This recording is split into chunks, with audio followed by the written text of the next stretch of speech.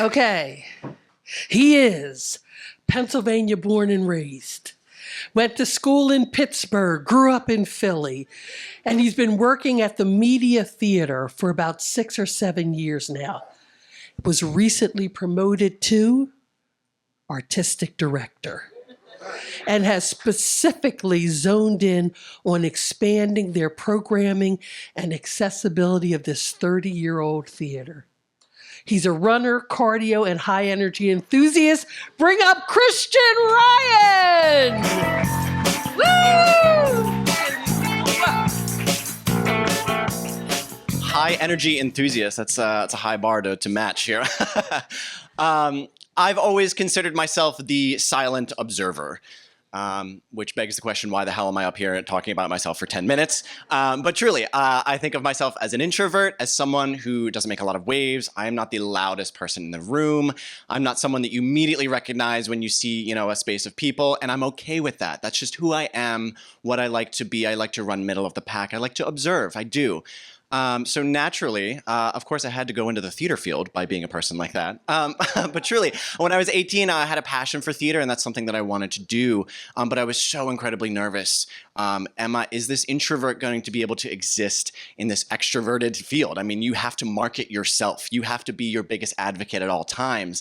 And I wasn't sure if that was going to mesh well. I couldn't figure out, is this going to work?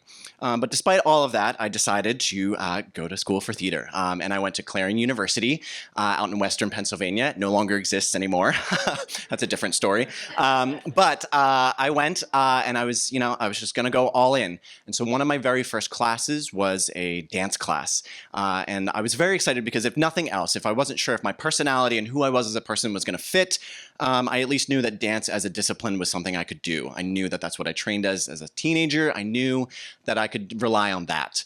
And so my very first class, freshman year, was a musical theater dance class taught by Mark Ellis Holland. I will never forget him because he was in the original Broadway production of Cats, the musical, which again is a fantastical show, but it's very polarizing for some audience members. But we were going to be doing Cats. That's what we were doing the entire semester, dancing as cats. And so, listen, I was about it. I was learning a discipline of dance, and I was excited. So I stayed middle of the pack. I was never the front dancer. I was never that person. But Mark was very specific in how he critiqued his dancers. He never gave positive critiques. He was always very specific, down to the shoulder, the fingertip, the foot, and he was going to tell you his opinions and his facts. He did not mince words. But I didn't get any critiques that semester. I got nothing out of him. And so that kind of fueled my anxiety. I wasn't sure if I was doing this correctly or doing this right. But we get to the final class, and he lines us all up, and he's going to tell us what we need to improve on to be better dancers moving forward. And he's getting specific. I mean, he's saying leading with the hips with this one dancer, you need to, lead with the chest and the chin and be a little bit more confident in your upper body. You need to stop waving your noodle arms around. I mean, he was getting to it. And he gets to me, and I'm horrified at this point. I've gotten no critique from him. I don't know what he's going to say. And he looks at me, and he just looks up and down, and he says, "You're a musical theater major." And I said, "Yes." And he says, "And your concentration is in dance." And now I'm mortified at this point, of course. I'm losing my mind. Everything is racing a mile a minute. And he looks at the rest of the room, and he looks back at me, and he says, "Good, keep working." And so that felt incredible. I mean, I was the only person that entire semester to get a version of positive critique from Mark Ellis Holland. And so it was the first endorsement as an 18-year-old to be able to say, okay, whatever I'm doing, it's working. This is it. I can exist. This little introvert, this shy little boy can be a theater artist to some degree because someone like him was able to say something like that. But it didn't come, of course, without challenges because my junior year, I was cast in a production of Edges, the musical, which is a song cycle by Pesek and Paul. And it's just very episodic, right? There's no plot, there's no through line, nothing to it. You just go up and sing songs. But the very first rehearsal, the director sat down the cast and said, "I want to change everything about it. I want to add a plot. I want to change who sings what. I want to make this person sing this line and just completely gut it." And again, as 20-year-old, theater artist, I had very limited knowledge in administrative version and licensing, but I knew, right, that this wasn't right. I don't think, I think at its core, I think we all have the basic message, you should respect the direct or the writer's work, right? They're there, you are honoring their work. And so the fact that this director was going to gut it and make it her own version, I didn't know what to do. But I chose not to say anything on that first rehearsal, and I remained quiet. And we get all the way up to opening night, and we come to find out that Pesek and Paul themselves decide to come see this production. And the director walks into the green room, this horrible cinder block green room, and it says, "I'm so excited. They are here. They're going to see this show. We're so happy." And my heart drops immediately. I know exactly what this means. There's no way this is going to pass. We do the performance, and Pesek and Paul leave in a tizzy. Of course, the Q&A and the meet and greet were canceled abruptly. And we hear nothing. So I go home, I assume the worst, and we get to call the very next day for our second performance. And the director, dumbfounded, comes in and goes, "I can't believe I'm saying this, but they pulled the licensing to the show." And immediately in my brain, I went, well, of course, this is something that I thought about, but I didn't say anything. And I wonder at that moment, what did I learn out of that? And yes, I'm a shy, introverted person, and I don't want to make waves, but I still have to say and stand up for what I believe is right. And what I know, and I knew in that first day. So I learned that lesson that, you have to advocate for yourself no matter who you are, but you don't have to change yourself for it.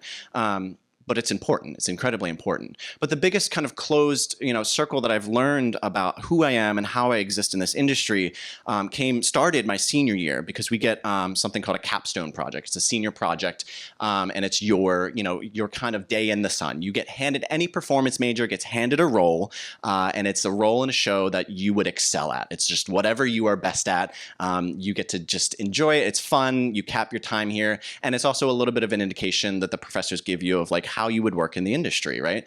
And so knowing that I've been a trained dancer as a teenager, and I spent these 4 years working really hard to continue my craft as a dancer, I knew that I was going to get a dance role in a musical. That was going to be my assignment. I was going to have fun. It was just going to be all about me, and I was so excited for it.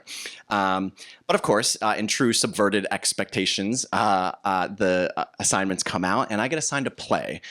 And this was so confusing to this little dancer, right? Because what happened? I mean, we know that I studied this. They know me as a dancer. Why did I get this show? And I really wanted to complain and make waves and lose it and say, "Listen, no, you made a mistake. I need this role. We all get our comeuppance. This is my day. How dare you?" And I don't, and I'm glad that I don't. And I decided, listen, it worked my freshman year. You focus on the task at hand, what is given to you, and work on it. And I did. And we get to the adjudication part of the capstone project, and I sit down with all the professors, and they're talking about how I'm going to enter the field. You're going to be doing, you're a choreographer. You're going to be at dance companies. You're going to be with dance calls, all of that. And I said, I'm sorry. If you knew that, I was very brave in this moment. I said, if you knew that, why was I assigned this play? And it was Mark Ellis Holland that actually said to me, my one professor, he said, "You don't need a victory lap. You need one more challenge. And you need to continue to work hard. And part of this challenge was to see how you react to hard work." And so I got a little bit of satisfaction out of that, I guess. I got my Willy Wonka moment of like, "Charlie, you did it. You really did it." Like that. It was great. It was nice. But I didn't fully close that loop until about last year. Because out of that play that I did, it was a play called The Women of Lockerbie. It was a great show, but there was a dialect coach on it. And I have remained friends with that dialect coach for 10 years now. And he was the one to say to me, when I moved back to Philadelphia after touring, he said, "Have you heard of the Media Theater?" And I said, "No." And he said, "Why don't you check it out?" And so I audition. I book a couple of shows there. I end up doing, production staff with them. And then I ended up being on their senior staff. And actually, as of a year ago yesterday, I was promoted to artistic director, which I was so grateful for.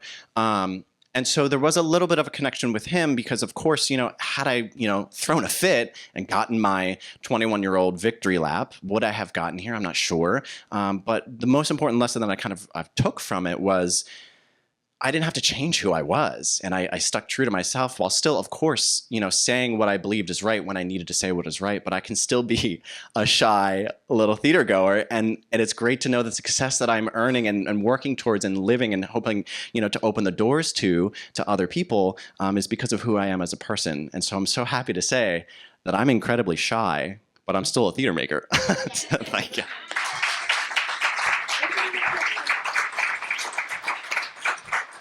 Okay, so I have a question for Christian. I'm ready. All right. So that play that role that you did where the director gutted the play, Yes. okay, and that was a college production. So y'all know it's coming, right?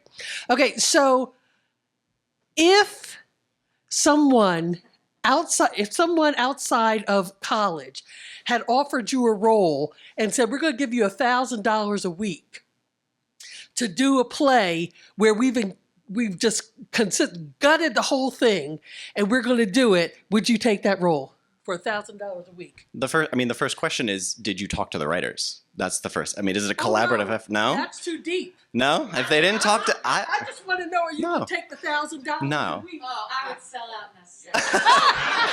No, I would. $1,000 a week? In this economy with shrinkflation, I love it. I love it. I love it. I love it. So, Kristen, you have not announced the theater season yet for Media Theater out in Delaware County. When will that announcement be made and how can we find out about it? The first part of the season announcement comes sometime in May, staying ambiguous with it. And then we'll run those auditions, but there's new programs and new initiatives that I am still actively working on and seeking for that come throughout the summer. So mediatheater.org. Okay, thank you. Thank you.